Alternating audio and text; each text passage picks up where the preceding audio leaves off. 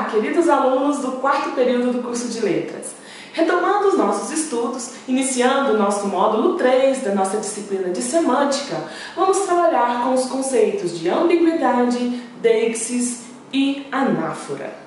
Para a nossa aula de hoje, estou disponibilizando também na nossa plataforma de aprendizagem virtual os slides que vou utilizar. Preste bastante atenção. Quando falamos sobre ambiguidade, ambiguidade é quando um termo, quando temos um enunciado que permite duas ou mais leituras.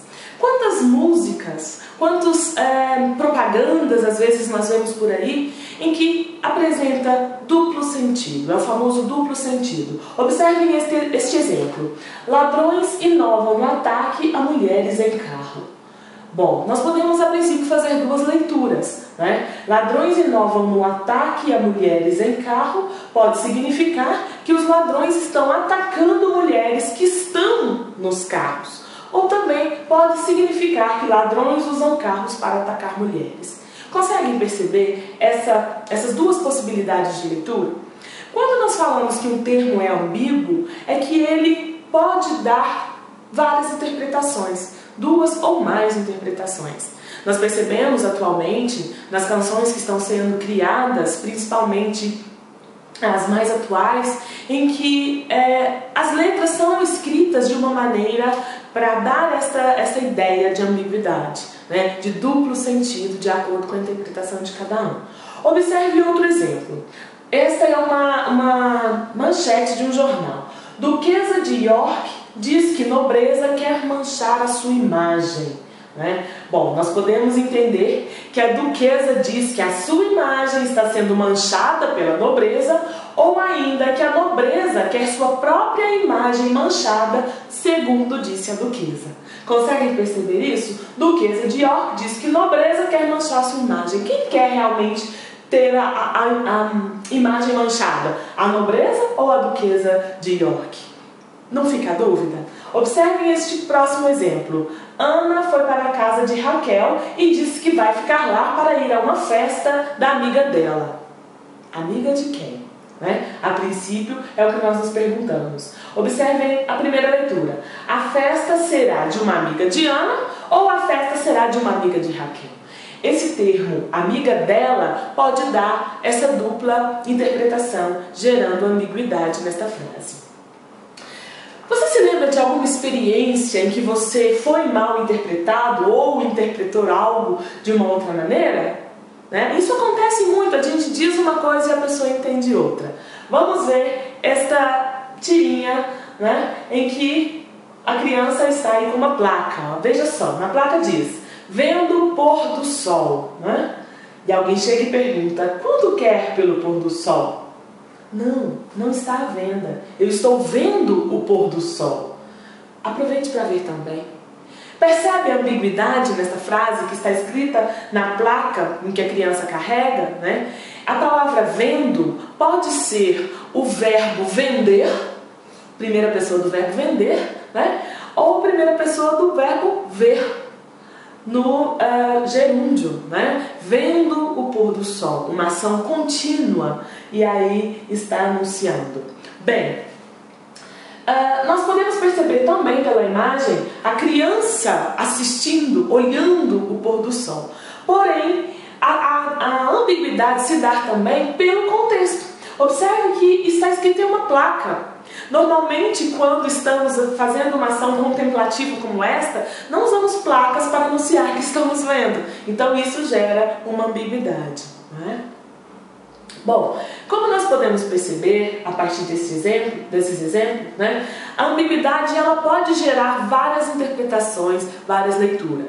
E quando estamos escrevendo um texto, é importante a sinalização, é importante observar os termos gramaticais, como o verbo é colocado nesta frase, para evitar possíveis problemas de interpretação. Principalmente nos textos científicos, nos textos acadêmicos. É muito importante trabalhar de uma maneira em que se evite esta ambiguidade, não gerando, para evitar gerar uma duplicidade de interpretações. Textos científicos não permitem duplicidade de interpretações, então é muito importante ficar atento a isso. Para fazer uma reflexão sobre a ambiguidade, é importante observar quais as leituras que nós temos das orações abaixo e como nós podemos desambiguar.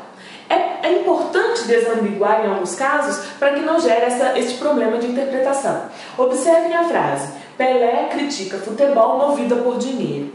Nós estamos falando que o futebol que está movido por dinheiro é criticado por Pelé, ou o Pelé, movido por dinheiro, critica o futebol. Então é importante trocar os termos de ordem para que possamos ser entendidos sem duplicidade.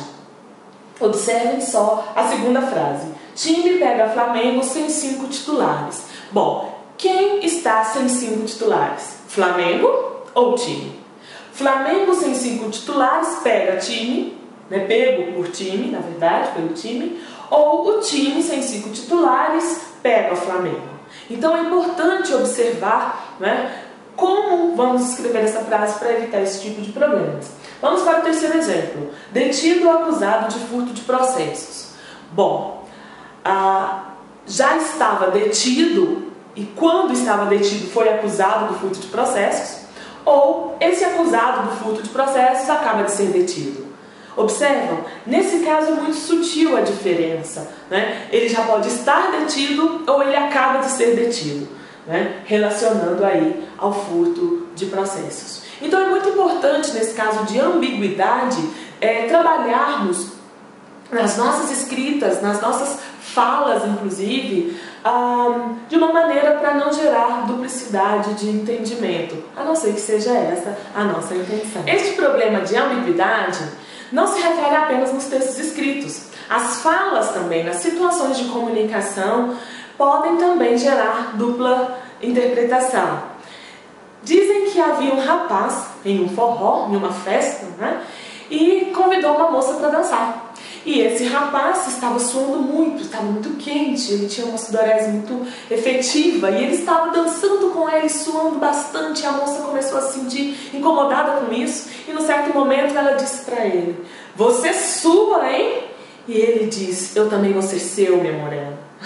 E aí gera o problema de ambiguidade na informação. A palavra sua ele interpretou como pronome possessivo, vou ser sua, Mas a moça estava querendo dizer que ele suava muito. Você sua bastante, não é? Então cuidado também, não só na escrita, mas também com a fala.